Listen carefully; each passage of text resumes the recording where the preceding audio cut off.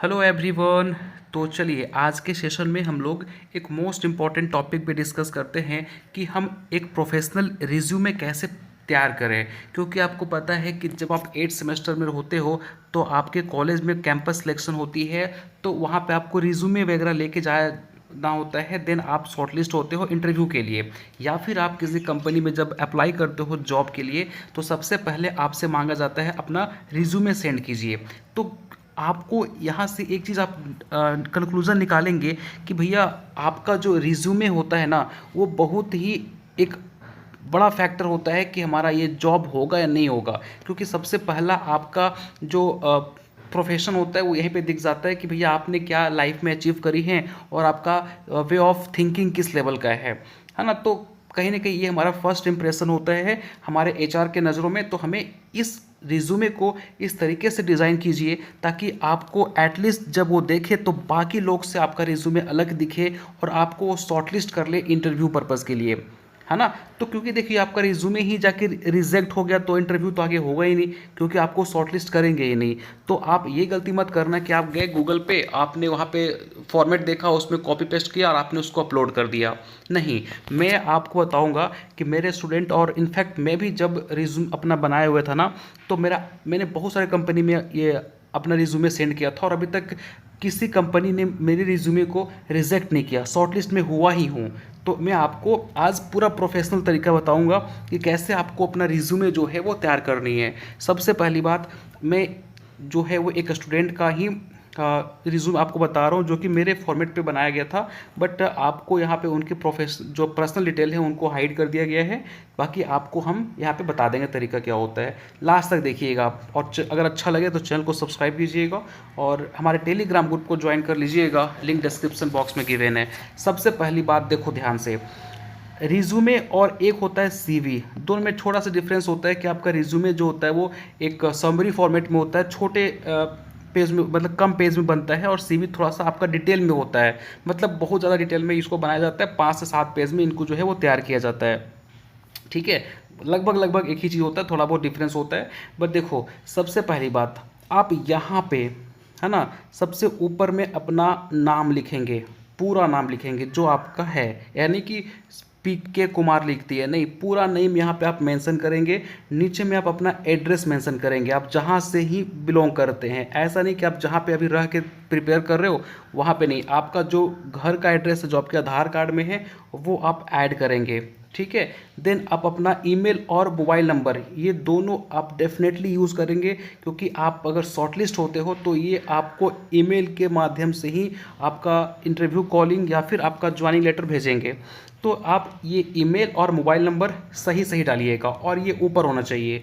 यहाँ पे आपका एक फ़ोटो होना चाहिए, वो भी प्रोफेशनल फ़ोटो, जो कि आप कोई फॉर्म वगैरह भरते हो तो जो यूज़ करते हो। ऐसा नहीं कि हम सेल्फी दिखा के या फिर हीरो बन के यहाँ पे हम फ़ोटो डाल रहे हैं, नहीं, ये फ़ोटो आपका प्रोफेशनल फ़ोटो होनी चाहिए, ठीक है। कैरियर ऑब्जेक्टिव सबका लगभग सेम होता है, तो आप इसको भी एज इट इज़ टाइप कर सकते हो अपना रिज्यूमे बनाते वक्त। आपको दिखानी है वो सबसे इम्पॉर्टेंट आपका एकेडमिक क्वालिफ़िकेशन।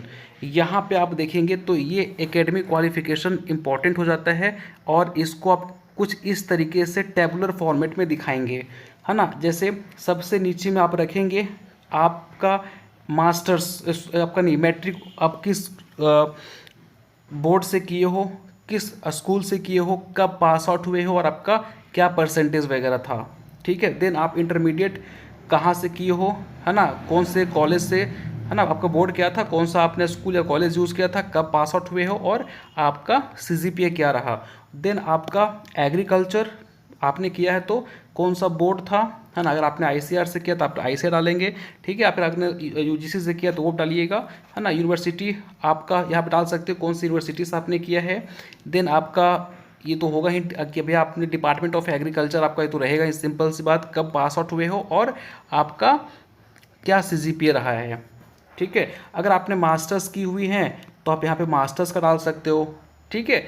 और पीएचडी वालों के लिए मैं एक अलग से बनाऊंगा वीडियो कि पीएचडी वालों के लिए थोड़ा सा जो पैटर्न होता है ना रिज्यूमे का, वो थोड़ा अलग होता है। तो मैं उसके लिए एक अलग वीडियो बनाऊंगा कि अगर आप पीएचडी किए हो या फिर मास्टर्स किए हो तो आप कैसे बनाइएगा, क्योंकि वहाँ पे आपको थीसिस वगैरह का टॉपिक दिखाना होता है, ठीक ना। तो ये एक हो गया एकेडमिक क्वालिफिकेशन जो कि आपको as it is tabular format में डालनी है।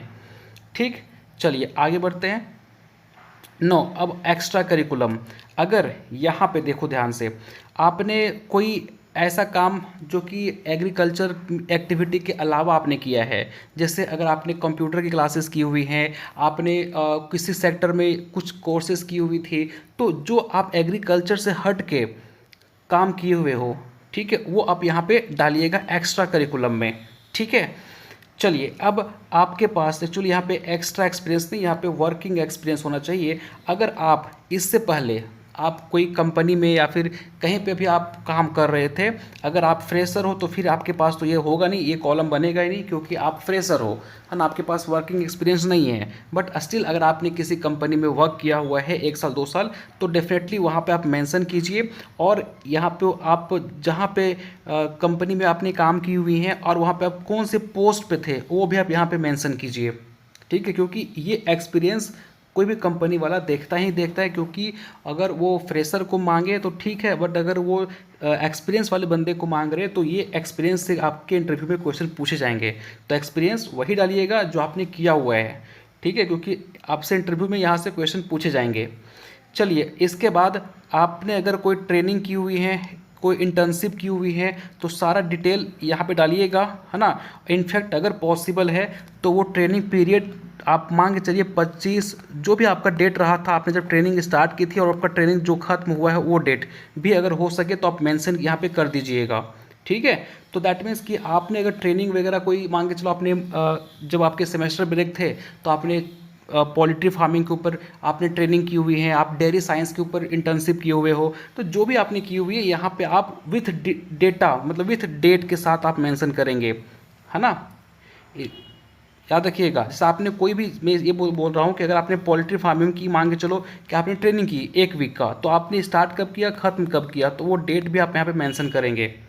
ठीक, चलिए इसके बाद हम बात करेंगे अचीवमेंट। आप पूरे कॉलेज के टाइम पे, है ना, जब आप कॉलेज में थे तो आपने क्या अचीवमेंट किया। आपने मान के चलो कि कोई ऐसी क्विज़ेज़ वगैरह कंपटीशन हो रही थी, उसमें आपने पार्टिसिपेट किया, कोई क्रिकेट की स्पोर्ट्स वगैरह हो रहे थे, आपने उसमें पार्टिसिपेट किया, है ना। तो मतलब जो कॉलेज में आपके एक्टिविटीज़ वगैरह होते हैं, एनसीसी वगैरह जो होते हैं, है ना, एनएसएस वगैरह होते हैं, तो उसमें आपने जो पार्टिसिपेट किया है वो आप अचीवमेंट यहाँ पे डालेंगे। ठीक है, और फेक मत डालिएगा, क्योंकि वहाँ पे जाओगे तो सर्टिफिकेट वगैरह हो सकता है वो मांगेंगे। तो ये अचीवमेंट जो आप अपने कॉलेज में करते हो वो यहाँ पे आ जाएगा, इस कॉलम में आ जाएगा अचीवमेंट में। आप देखो ये प्रोफेशनल तरीका लग रहा है आपको, है ना, कि भैया हमने एक एक स्टेप पे सब चीज़ दिखाया है। देन आप अपना यहाँ पे अदर इन्फॉर्मेशन की जगह ज़्यादा इंपॉर्टेंट है कि यहाँ पे अपना स्किल आप डाल सकते हैं। मेरा स्किल ये है, तो आप अपना स्किल वगैरह जो है इस कॉलम में आप डाल सकते हैं कि मेरा स्किल ये है, हमें ये चीज़ पसंद आती है। ठीक है, देन आप लास्ट में यहाँ पे देखो, लास्ट में जो है वो अपना पर्सनल डिटेल, मेरे पापा का नाम ये है, मम्मी का डेट ऑफ बर्थ ये, हम ये, मतलब ये आप लास्ट में डालिएगा पर्सनल डिटेल जो है आपका। कुछ लोग गलती ये करते हैं कि स्टार्टिंग में ही यहाँ पे ही अपना पर्सनल डिटेल डाल देते हैं, उसकी कोई लॉजिक नहीं है। ये आपको डालनी है लास्ट में यहाँ पे। ठीक है, यहाँ पे डालनी है आपको, और लास्ट में आपका डिक्लेरेशन हो जाएगा। देन आप यहाँ पे अच्छा सा अपने डिजिटल साइन भी कर सकते हो, या फिर आप कॉपी में लिख के उसको फोटो यहाँ डाल सकते हैं। ठीक है, और ये आप यहाँ पे मेंशन कर सकते हैं। तो ये जो आपका तरीका होता है ना रेज्यूमे बनाने का, ये प्रोफेशनल तरीका है, हमें इस तरीके से बनानी है। हमें चैट जीपीटी और हमें गूगल का जो फॉर्मेट है वो कॉपी नहीं करनी। इस फॉर्मेट से अगर आप रिज्यूमे बनाते हो तो डेफिनेटली बहुत ज़्यादा चांस होता है, क्योंकि ये प्रोफेशनल तरीका होता है ना, कि आपका रिज्यूमे जो है वो शॉर्ट लिस्टेड हो जाए किसी कंपनी में। तो आपको ये पैटर्न फॉलो करनी है। ठीक है, ये देख लो ये सारा, तो ऐसे आपको बनानी है। तो होप सो गाइस आपको समझ आया होगा कि हमें एक प्रोफेशनल रिज्यूमे कैसे बनानी है, और आप इस फॉर्मेट में ही अपना रिज्यूमे बनाइएगा। और डेफिनेटली आप जब किसी कंपनी में अप्लाई करेंगे तो इस फॉर्मेट से बना के अप्लाई करेंगे, डेफिनेटली आपका रिज्यूमे जो है वो शॉर्ट लिस्टेड हो जाएगा इंटरव्यू के लिए। ठीक है, किसी भी तरीके का रिज्यूमे जो है वो नहीं बनानी होती है, एक प्रोफेशनल तरीका आपको पता होनी चाहिए। टिल देन मिलते हैं नेक्स्ट सेशन में, जहाँ पे मैं आपको बताऊंगा कि अगर आपने मास्टर्स की हुई है और आपने अगर पीएचडी की हुई है तो हम कैसे रिज्यूमे बनाएंगे। उनका थोड़ा सा पैटर्न अलग होता है। ये जो मैंने बताया ना वो फ्रेशर वालों बच्चों के लिए बताया, और अगर आपके पास 1 से 2 साल का एक्सपीरियंस है आफ्टर बीएससी एग्रीकल्चर तो आप ऐसे बनाइएगा। ठीक है, मास्टर्स और पीएचडी के लिए मैं एक अलग से पैटर्न बताऊंगा, तो वो उनके लिए स्पेसिफिक है। चलिए ध्यान रखिए अपना, मन में कोई डाउट है तो हमारे कमेंट सेक्शन में डेफिनेटली पूछिएगा। मिलते हैं नेक्स्ट सेशन में।